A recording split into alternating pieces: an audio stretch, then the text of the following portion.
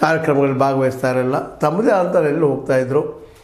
ಮತ್ತು ಅದೇ ಕಾಲಕ್ಕೆ ಅದಕ್ಕಾಗಿ ನಮ್ಮ ಯಡಿಯೂರಪ್ಪನವರು ಸಹಿತ ಇವತ್ತು ನೋಡಿ ಕೊನೆಗೆ ಇವ್ರು ಶೋಕಾಸನ ರಚಿಸಿಕೊಟ್ಟು ಇವ್ರ ಜೊತೆಗೆ ಇನ್ನುಳಿದವರು ಇದ್ದಾರೆ. ಶೋಕಾಸನ ರಚಿಸ್ಕೊಂಡವರು ಪಕ್ಷದ ವಿರೋಧ ಚಟುವಟಿಕೆ ಮಾಡ್ತಾಯಿದ್ದೀರಪ್ಪ, ನೀವು ಅಲ್ಲಿರೋ ಗದ್ದ ಆಗ್ತಾಯಿದ್ದೀರಿ ಅಂತ ತಿಳ್ಕೊಂಡು ಹೆಬ್ಬಾರ ಸೋಮಶೇಖರ, ಮುಂದೆ BP ಹರೀಶ, ಮಾಜಿ ಸಚಿವ ಕಟ್ಟಾ ಸುಬ್ರಹ್ಮಣ್ಯ ನಾಯ್ಡು ಮತ್ತು MP ರೇಣುಕಾಚಾರ್ಯ ಜೊತೆಗೆ ನಮ್ಮ ಯತ್ನಾಳ್ ಇವರಿಗೆಲ್ಲ ನೋಟಿಸ್ ಕೊಟ್ಟರು, ನೀವು ಹೇಳಿದಂಗೆ ಕೇಳ್ತಿರಲ್ಲೋ ಅಂತೇಳಿ.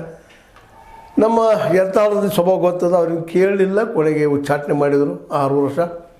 ಅವ್ರು ಆದ್ಮೇಲೆ ಇನ್ನೂ ಉಳಿದಿದ್ರು, ಅವರು 2 ತಿಂಗಳಾದರೂ ಉಳಿದಿದ್ರು. ಯಾಕೆ ಅನ್ನೋದು ಅಷ್ಟೇ ಪ್ರಶ್ನಾರ್ಹವಾಗಿತ್ತು. ಕೊನೆಗೆ ತೆಗೆದು ಹಾಕಿದಾರೆ. ಇನ್ನು ಮುಂದೆ ಏನು ಇವ್ರದ್ದು ಅನ್ನೋದು ಇವತ್ತಿನ ದೊಡ್ಡ ಪ್ರಶ್ನೆ. ಕಾಂಗ್ರೆಸ್ ಹೋಗ್ಬೋದೇನೋ ಹೋಗ್ತಾರಂತ ಅನಿಸೋದೇನೋ ಹೋಗಿದ್ದಾರೆ ಅನ್ನೋದು ಅಡ್ಡಿ ಇಲ್ಲ. ಯಾಕಂದರೆ ಆಲ್ರೆಡಿ DK ಶಿವಕುಮಾರ್ ಜೊತೆಗೆ, ಇನ್ನೊಂದರ ಜೊತೆಗೆ, ಸಿದ್ದರಾಮಯ್ಯ ಜೊತೆಗೆ ಇವ್ರದ್ದೆಲ್ಲ ಸಂಪರ್ಕಗಳಾಗಿದ್ದಾವೆ ಮತ್ತು ತಮ್ಮ ಕ್ಷೇತ್ರದಲ್ಲಿ ಕೆಲಸ ಮಾಡಿಸ್ಕೊಳ್ಳಾಗಿದ್ದಾರೆ.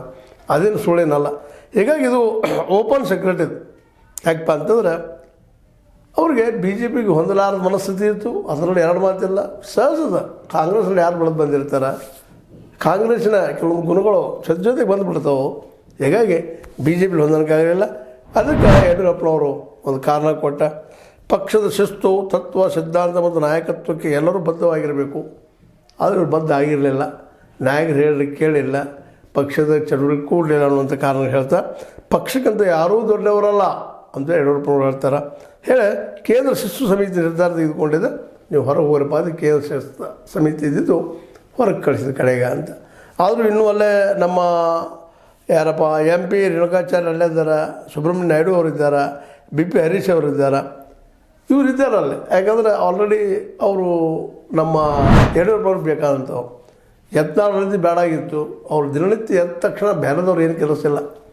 ಯಡಿಯೂರಪ್ಪ ಮತ್ತು ಅವ್ರ ಮಗ ಅವ್ರು ಟೀಕೆ ಮಾಡೋದು ಎಲ್ಲರೂ ಹೇಳಿದ್ರು. ಕಡೆಗೆ ಅವ್ರ ಬೆಂಬಲಿಗರು ಹೇಳಿದರು, ಹಾಗೆ ಬೇಡ ಅಂತೇಳಿ ಕೇಳಿಲ್ಲ ಅವರು.